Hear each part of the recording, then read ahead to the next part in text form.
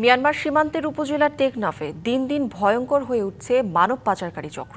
অবৈধভাবে সাগর পথে মালয়েশিয়া নিয়ে যাওয়ার কথা বলে বহু মানুষকে ওঠানো হয় ট্রলারে, আর এমন যাত্রায় প্রায়শই ঘটে ট্রলার ডুবি। সম্প্রতি ২৫০ রোহিঙ্গা এবং বাংলাদেশি নাগরিক নিয়ে আন্দামান সাগরের নৌযান ডুবে যাওয়ায় প্রাণ গেছে অনেকের। মানব পাচারকারীদের দৌরাত্মে টেকনাফে বাড়ছে স্বজনহারা পরিবারের সংখ্যা। টেকনাফের বাহারছড়া ইউনিয়নের চৌকিদার পাড়ার এই বাড়িটি মোহাম্মদ রিজওয়ানের। অবৈধভাবে মালয়েশিয়া যাওয়ার সময় তার নিখোঁজ হওয়ার খবরে শূন্যতা ভর করেছে পরিবারের সদস্যদের মাঝে।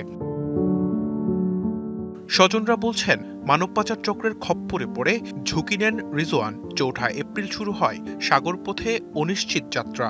মাত্র ৫ দিনের মাথায় আন্দামান দ্বীপপুঞ্জের কাছে বৈরী আবহাওয়ায় ট্রলার ডুবির পর রিজওয়ানের আর খোঁজ মেলেনি। আমার ছেলেকে মফিজ ভাইয়ে আমার বাড়িতে এসে আমার সাথে একদম সবার সাথে কি করছে পরামর্শ করার পরে আমরা তার জবাব দিয়েছি, আমার ছেলে নৌকা দিয়ে বিদেশে যাব না। নায়াসিনামাইড ও স্যালিসাইলিক সমৃদ্ধ লিলি ফেস ওয়াশ যা ফেসের ডেড স্কিন সেল দূর করে দেয় দ্বিগুণ ফাস্টার ব্রাইটেনিং। মফিজ দালাল হদে জানসুরারি বাইরে এটা ফুয়ারে গুড়া করে কি হদিয়ান হর চাইতে মালয়েশিয়া যাবার কথা হর। ডুবে যাওয়া নৌযানটিতে ছিল ২৫০রও বেশি যাত্রী। তাদের মধ্যে মাত্র ৯ জনকে জীবিত উদ্ধার করা হয়েছে।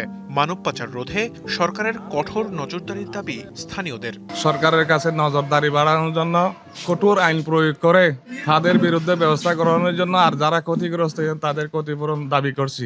এর আগেও আমরা অনেক জানাইছি, কিন্তু প্রতিক্রিয়া তো নেই। এদিকে মঙ্গলবার এক অনুষ্ঠানে স্বরাষ্ট্রমন্ত্রী জানান, টেকনাফ, উখিয়া ও কক্সবাজারের কিছু এলাকা মানব পাচারের জন্য ঝুঁকিপূর্ণ।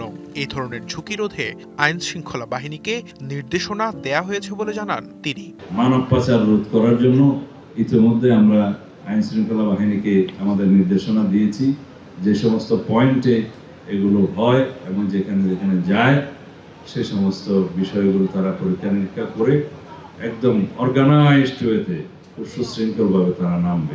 মালয়েশিয়াগামী ট্রলার ডুবির ঘটনায় উদ্ধার ৯ জনের মধ্যে ৬ জনের বিরুদ্ধে মামলা করেছে কোস্টগার্ড। অভিযোগ আছে তারা মানব পাচার চক্রের সাথে সম্পৃক্ত। DBC news desk.